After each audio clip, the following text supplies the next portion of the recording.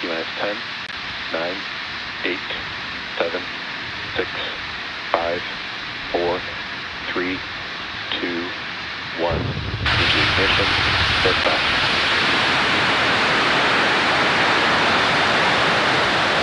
Stage-off propulsion is nominal. Vehicle is pitching downrange.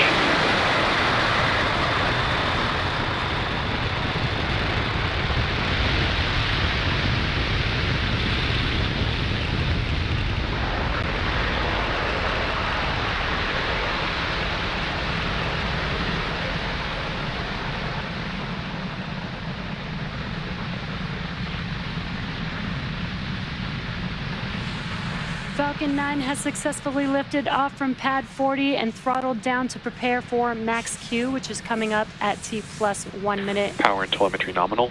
1 minute and about 12 seconds. Max Q is the highest amount of aerodynamic pressures. That's the largest structural load that the vehicle will see on ascent. We throttle down those engines just to pass through max Q, and then we'll throttle them back up once we pass through that period. Falcon 9 is supersonic.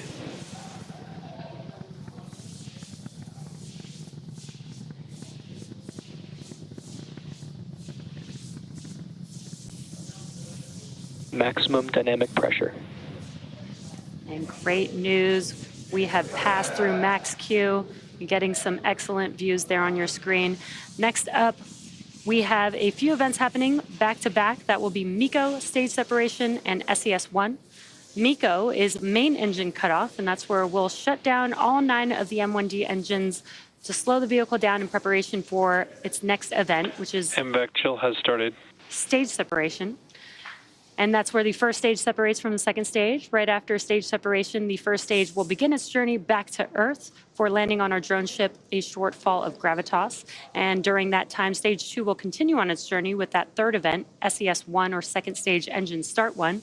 And that is where the single Merlin vacuum engine will light up and propel the second stage along with ESA's Euclides spacecraft to orbit. In addition to these 3 major events, the fairing halves will separate less than a minute after SES-1, so keep an eye out for all of those events coming up here in just about 15 seconds or so.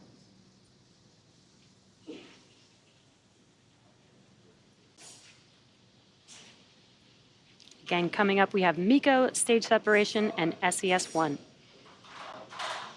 Main engine cutoff.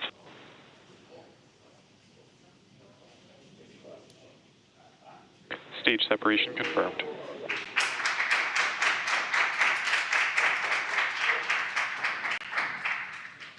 MVAC ignition.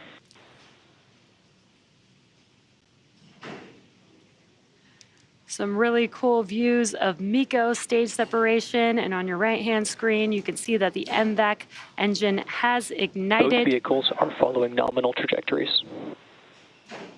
On your left-hand screen, the grid fins on the first stage are deploying, and in about 15 seconds or so, we should have fairing separation.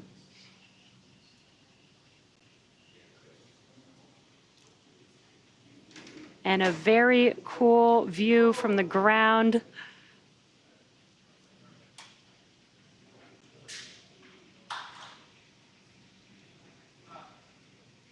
Fairing separation confirmed. And there you can see on your right-hand screen that the fairing halves have deployed. Now, as I mentioned previously, both fairing halves are brand new and are now making their way back down to Earth and will be recovered by our recovery vessel, Doug, today.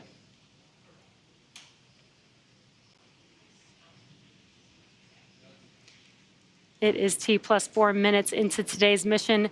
And in order to complete today's landing, the first stage has 2 more burns left. Next up is the entry burn, and that's where 3 of the Merlin 1D engines will reignite. This helps to slow the vehicle down as it re-enters the upper parts of the Earth's atmosphere. Now, that entry burn is coming up in about a couple minutes from now, and that entry burn will last about 20 seconds long. And what you're looking at on your screen, on your left-hand side, is a view from the first stage vehicle, currently making its way back down to Earth, which you can see in the background. And on your right-hand screen is a view from the second stage looking aft at our MVAC engine. Acquisition of signal, Bermuda.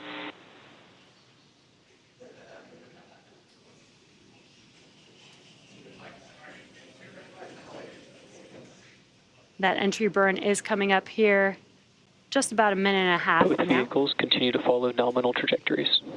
And good callouts there. On the bottom of your screen, you can see the speed and altitude of each vehicle as well.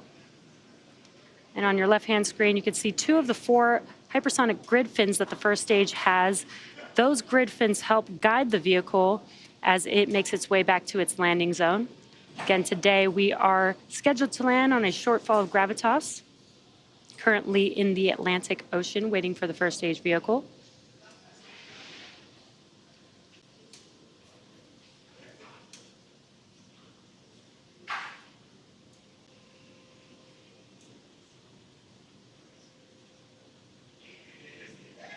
And on your screen, you're getting a great view from the second stage with the MVAC there and the Earth looking amazing in the background. We're just about 20 seconds away from the entry burn on the first stage vehicle.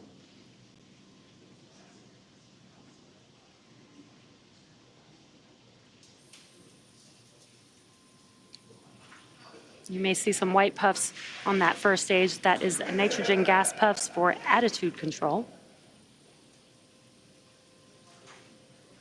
Stage 1 FTS has safed.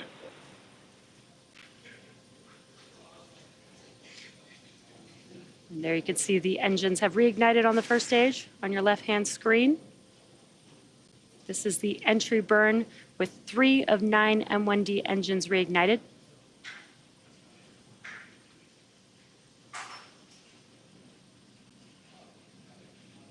And you can see that those engines have shut down. That concludes the entry burn for the first stage. Now we do have one more burn for the first stage vehicle as it attempts to land on our drone ship, and that is the landing burn. It will just be a single engine, the center E9 engine reigniting, and that is enough thrust to help slow down the vehicle to enable it to touch down on our drone ship. Now during the first stage landing burn, the vehicle will be landing for its second time. Stage 2 FTS is safed. Stage 2 terminal guidance. The vehicle will be landing for its second time today, and just before the landing burn begins, we will also have SECO 1 on the second stage. That is second engine cutoff 1. That's where we'll shut down that MVAC engine on the second stage. This is the first of 2 burns for this mission, and that is coming up here in just a few seconds, followed by the landing burn about 20 seconds after that.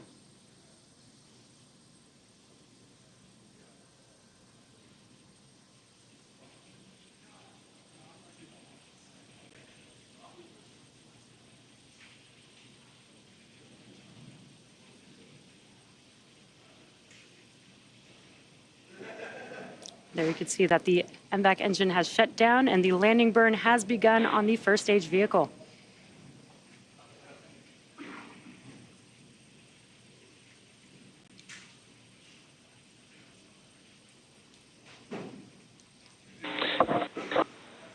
Expected loss of signal, Cape.